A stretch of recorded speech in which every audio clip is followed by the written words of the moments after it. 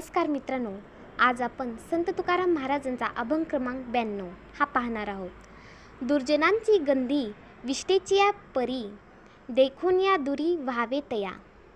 ऐका हो तुम्ही मात हे सज्जन, करू संगष्टन नये बोलो। दुर्जनांचे अंगी अखंड विटाळ, वाणी रज्जस्वला स्त्रेवे तेशी।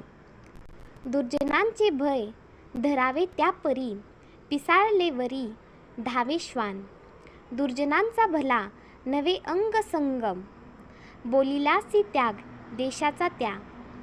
तुका म्हणे किती सांगावे पुतक, अंग कुंभी पाक दुर्जनांचे। या अभंगामध्ये संत तुकाराम महाराजांनी दुर्जन म्हणजे वाईट, कपटी, दुष्ट स्वभावाच्या माणसांपासून दूर राहण्याचा अत्यंत महत्त्वाचा उपदेश दिला आहे। संत सांगतात की माणसाच्या संग त्यांच्या जीवनावर मोठा परिणाम करतो। चांगल्या माणसाच्या सहवासाने मन शुद्ध होते, तर वाईट लोकांच्या सहवासाने विचार, वर्तन आणि जीवन दूषित होते। या अभंगात त्यांनी अनेक उपमा देऊन दुर्जन माणसाचा स्वभाव स्पष्ट केला आहे। जिथे विष्टेपासून माणूस दूर राहतो, तसेच दुर्जनांपासून दूर राहिले पाहिजे, कारण त्यांची वाणी, वर्तन आणि संग हे सर्व समाजासाठी हानिकारक असतात। तर चला ओळीने अर्थ पाहूया। दुर्जनांची गंधी विष्टेची परी, देखून या दुरी व्हावे तया। या ओळीत संत तुकाराम महाराज सांगतात की दुर्जन माणसाची संगत ही विष्टेच्या दुर्गंधीसारखी असते। जशी घाण किंवा विष्ठा पाहिल्यावर आपल्याला किसन वाटते आणि आपण त्यापासून दूर जातो, तसेच दुष्ट माणसांपासूनही दूर राहिले पाहिजेच। येथे गंधी म्हणजे दुर्गंध। दुर्जन माणसाचे विचार, बोलणे आणि वागणे हे इतके दूषित असते की त्यांचा परिणाम इतरांवरही होतो। वाईट संगतीमुळे चांगल्या माणसाचेही नुकसान होऊ शकते। त्यामुळे अशा लोकांना जवळ न करता त्यांपासून अंतर ठेवले तर हे शहाणेपणाचे आहेच। ऐका हो तुम्ही मात हे सज्जन, करू संगष्टन नये बोलो। या ओळीत तुकाराम महाराज सज्जन लोकांना उद्देश सांगतात। हे चांगल्या स्वभावाचे लोकांनो, माझे ऐका। दुर्जन लोकांशी वाद भांडणं किंवा अनावश्यक बोलणे करू नका, कारण दुर्जन व्यक्ती सत्य समजून घेत नाही। तो नेहमी वाद वाढवतो आणि इतरांना त्रास देतो। सज्जन माणूस शांतता, प्रेमळ आणि समजूतदारपणावर विश्वास ठेवतो, पण दुर्जन माणूस भांडण, द्वेष आणि अपमान यात आनंद मानतो। म्हणूनच अशा लोकांशी वाद घालण्यात काही अर्थ नसतो। उलट आपले मानसिक शांतता आणि वेळ वाया जाते। दुर्जनांचे अंगी अखंड विटाळ, वाणी रज्जस्वला स्त्रेवे तेशी। या ओळीत विटाळ म्हणजे अशुद्धता किंवा अपवित्रता। संत तुकाराम महाराज सांगतात की दुर्जन माणसाच्या अंगी सतत अपवित्रता भरलेली असते। त्यांची वाणीही अशुद्ध आणि घाणेरडी असते। रज्जस्वला स्त्रेव तेशी ही उपमा वापरून त्यांनी सांगितले आहे की दुर्जनांच्या तोंडातून सतत अपशब्द, निंदा, खोटेपणा आणि कटू बोलणं बाहेर पडतात।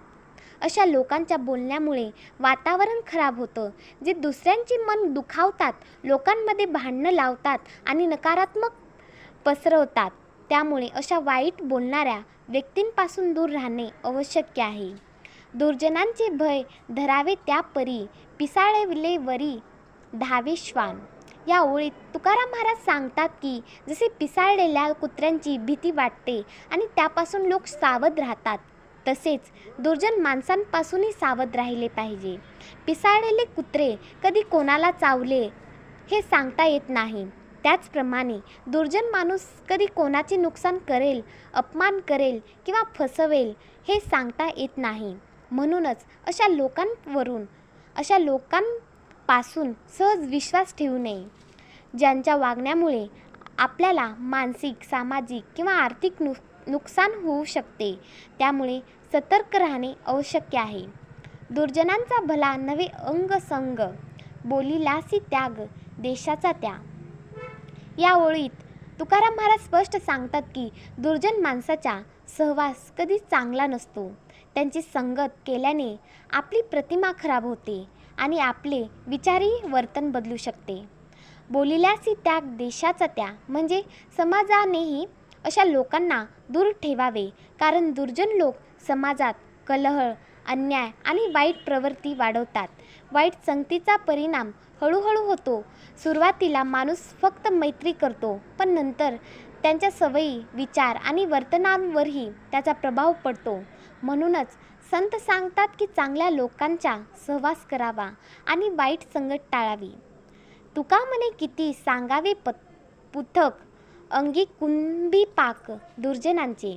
या शेवटच्या ओळीत संत तुकाराम महाराज म्हणतात की दुर्जन माणसाचे द्वेष किती वेगळे करून सांगावेत. त्यांच्या अंगी इतके दोष भरलेले असतात की त्यांचे वर्णन करणे कठीणच आहे. कुंभी पाक हा नरकाचा एक प्रकार मानला जातो. संत म्हणतात की दुर्जन माणसाचे शरीर आणि मन जणू नकारल्यासारखे असते, म्हणजेच त्यांच्या विचारात दया, प्रेम, सत्य किंवा चांगुलपणा नसतेच. त्यामुळे अशा लोकांपासून दूर राहणे हेच योग्य आहे. या अभंगातून संत तुकाराम महाराज यांनी सांगितले आहे की वाईट माणसाच्या सहवासामुळे जीवन बिघडते. दुर्जन लोकांशी वाद घालू नये. त्यांच्या बोलण्याचा आणि वागण्याचा परिणाम मनावर होतो. सज्जन, सत्यवादी आणि चांगल्या लोकांचा सहवास करावा.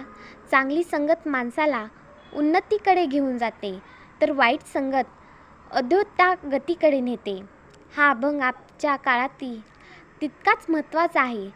सोशल मीडियामध्ये, मित्रपरिवारात किंवा समाजात चुकीच्या लोकांच्या प्रभावापासून सावध राहण्याचा संदेश यातून मिळतो. रामकृष्ण हरी.